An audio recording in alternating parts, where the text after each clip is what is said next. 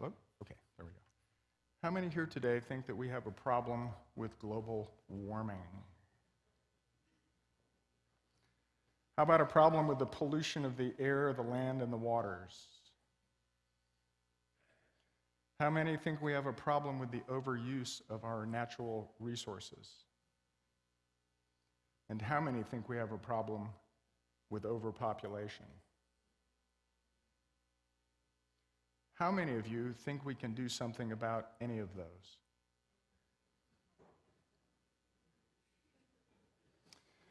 Well, I have good news and I have bad news. The bad news is that things are getting worse. The good news is that we can do something about it, but it's going to be very, very hard. In the words of systems thinker Donella Meadows, we have become so enamored of our play that we have forgotten the playing field. And the playing field is in deep, deep trouble.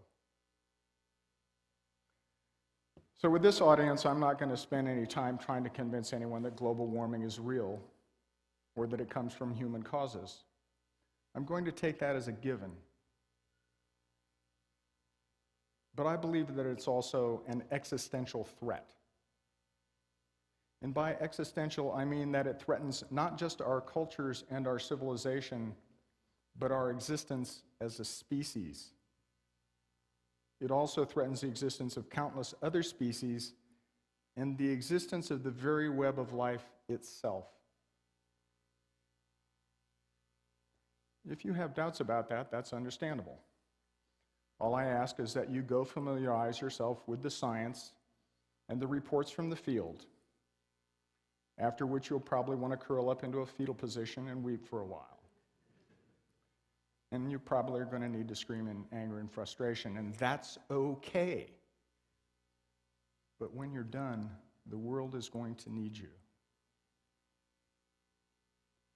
In very simple terms, human beings have already put so much CO2 into the atmosphere that we're in deep trouble already.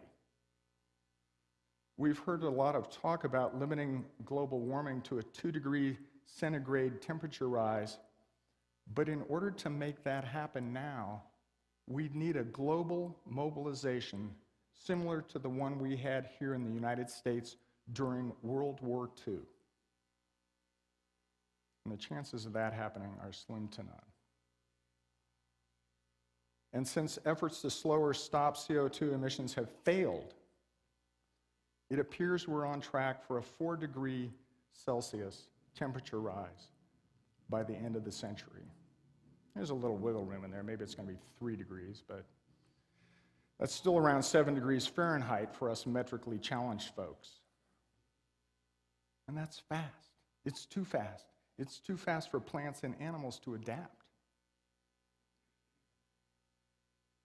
Kevin Anderson of the Tyndall Center for Climate Change Research described this temperature rise as being incompatible with any reasonable characterization of an organized, equitable, and civilized global community.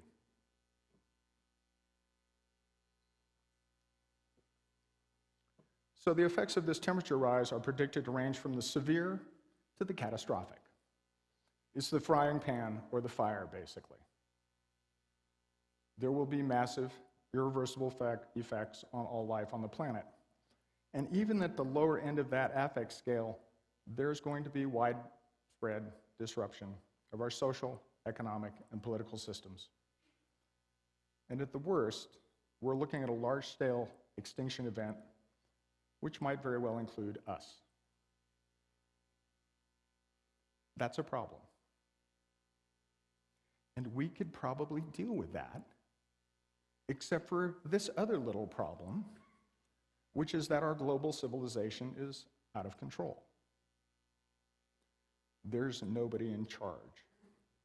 As much as some people would like you to think that they are, there's no one in charge.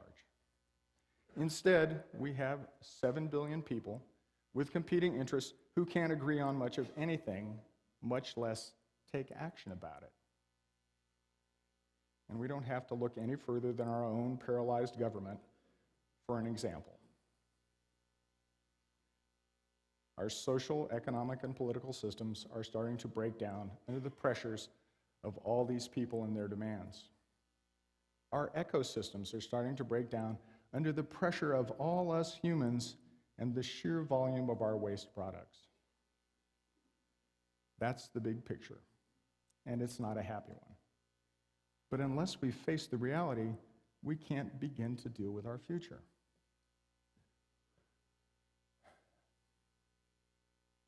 So I see some eyes glazing over and some shoulders slumping, and maybe you're feeling overwhelmed and hopeless, and maybe you're feeling some despair, and that's okay. They're perfectly natural feelings. And I'm going to ask you to stay present with those feelings for a minute, whatever they are. Don't step back from them. Don't go numb to them. Embrace them. Feel them in your heart and in your body for as long as you can.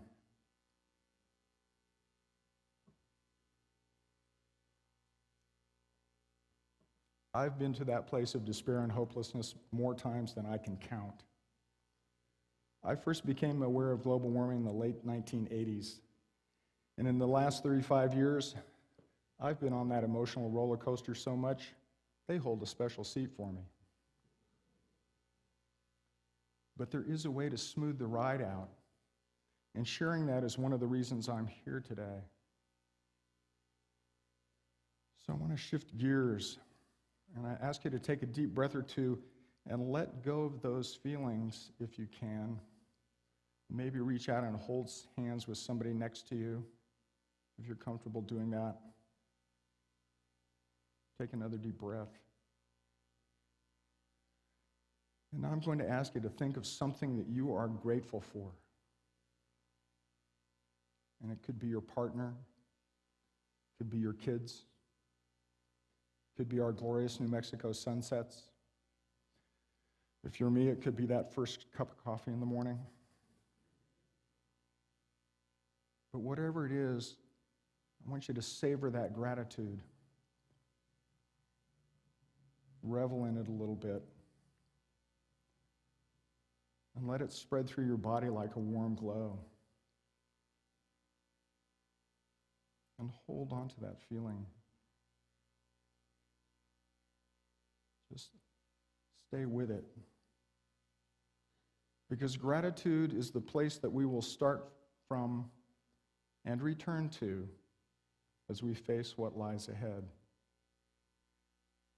And what we're facing is a very uncertain future as our climate destabilizes. What does that mean for us as Unitarian Universalists? We have long held a vision for a just and equitable society.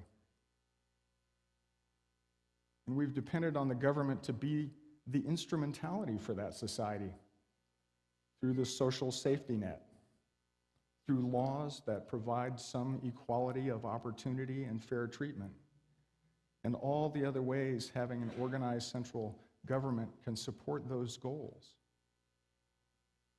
We depend upon a stable social system based on a stable ecosystem that can feed people and provide what we need to live and thrive. What do we do when all that starts to go away?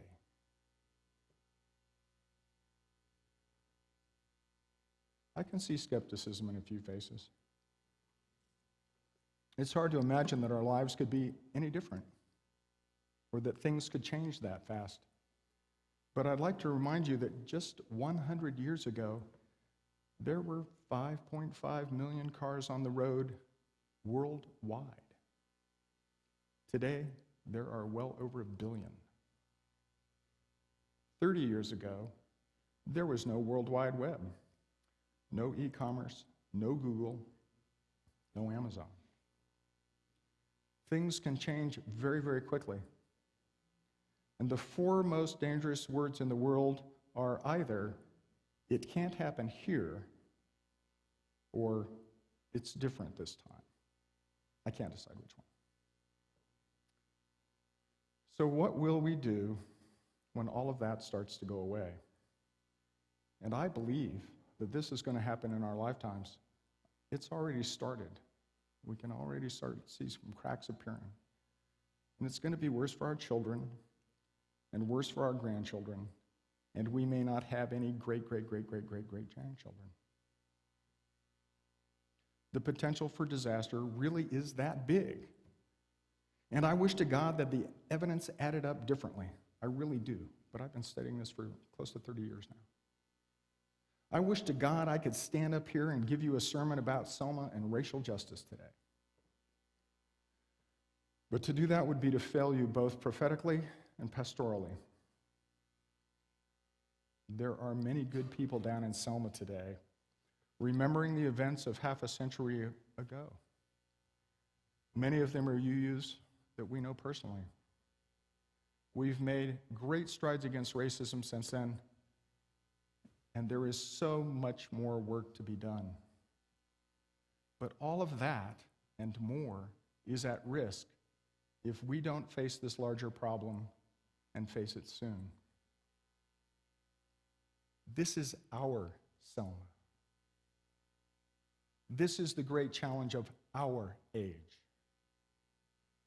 In 50 years, I believe that people will not be asking if you fought against racism or oppression, or if you started a smartphone app company and made $1 billion, or if you stood up against the socialist tyrant Obama. They'll be asking why you didn't put aside your own narrow personal causes and interests and help to save the world. Because as melodramatic as that sounds, that's what we're talking about. Saving the world. Literally saving the world we know and live in. Saving it for every being that lives in it, not just our own tribe. So I think it's time for another deep breath. This is big stuff. So let's take a moment and return to a place of gratitude. Gratitude for being alive in this beautiful world, in this incredible time and place that's filled with miracles and life and love. A world we owe our lives to, a world we want to save because we love it.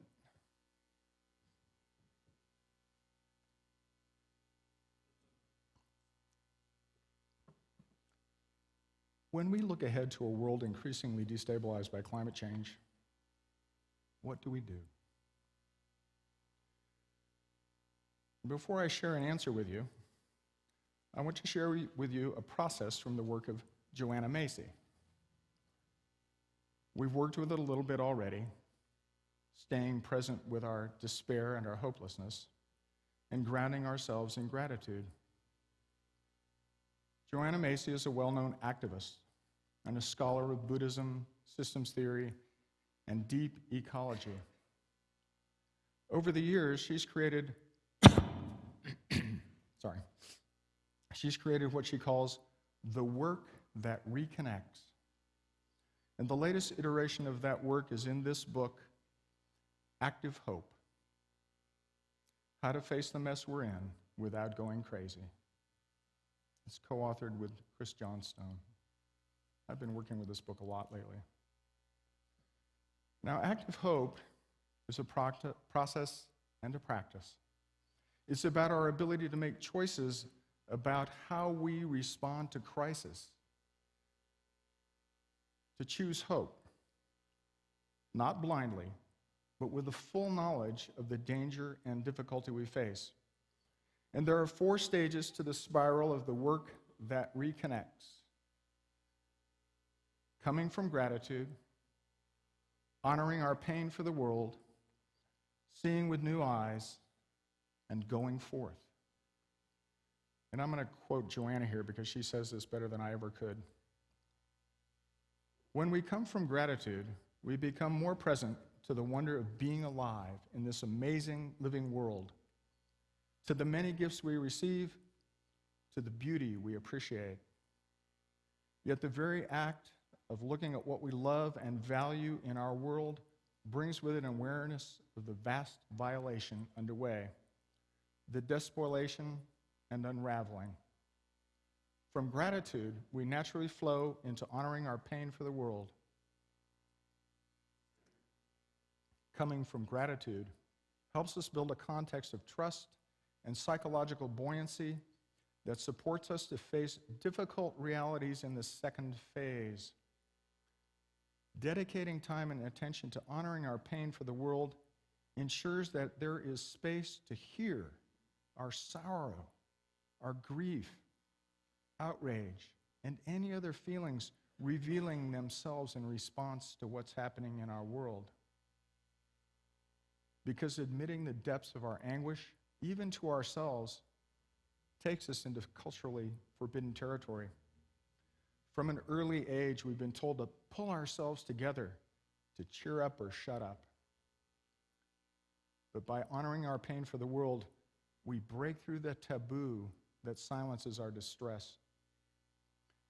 And when the activating system of inner alarm is no longer muffled or shut out, something special comes from inside us. It's our survival response. The term honoring implies a respectful welcoming where we recognize the value of something.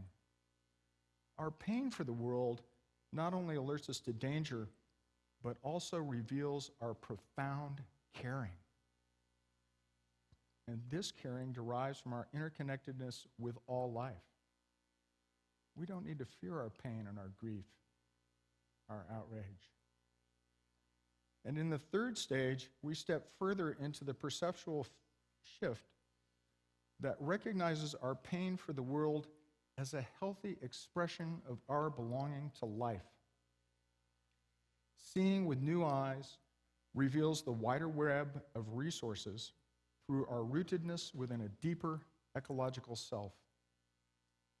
This third stage draws on insights from holistic science and ancient spiritual wisdom, as well as from our own creative imaginations.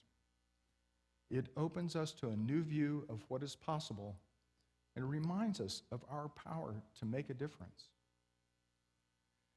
To experience the benefits of these empowering perspectives, we want to apply them to addressing the challenges we face.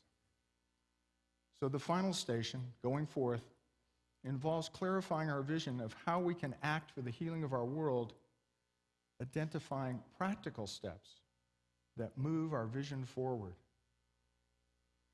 And this is a spiral.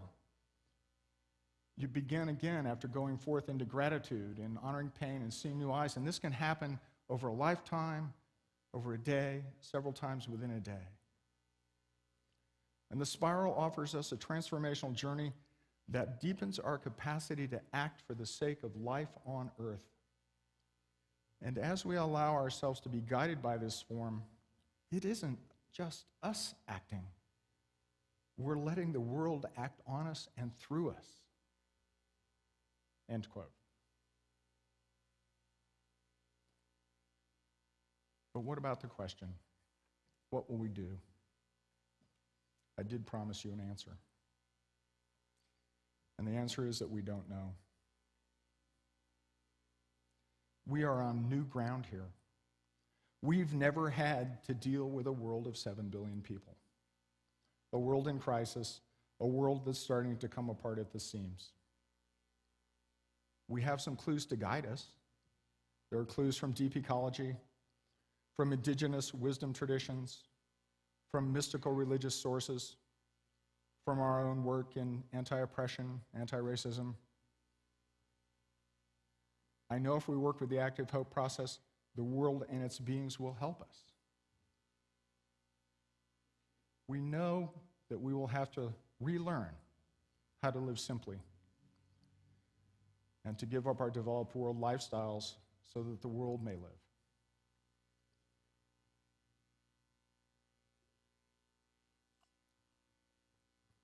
I think that as a faith, we have an obligation to take the lead in this,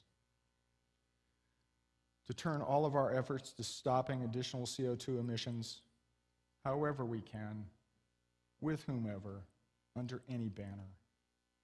Because every additional part per million of CO2 in the atmosphere increases the probability for irreversible, catastrophic outcomes, making the eye of the needle smaller and smaller and eventually closing it entirely. Even if we stopped all CO2 emissions today, we'd still have to deal with the damage done and this uncertain new world ahead of us. I would suggest that our local congregations become networking centers for resilience in their local communities, and attempt to relocalize as much food production and become as energy independent as possible. We know a lot about being in community with diversity. We can be models for this new world, creating alternatives to the old ways. And each congregation/community, it'll be an experiment, some of which we hope will make it, will succeed and pass through the eye of the needle. There's a point during times of great change through which our hearts and our intuition have to guide us, not logic. There is no master plan. It's going to take faith and imagination and a willingness to try things without knowing the outcome. But there's a curious sense of freedom and liberation that comes in these times of great change. A sense that new ways are possible, that the rigid old ways are going away. So if we see it as an opportunity and not something to be feared, we can be open to new possibilities.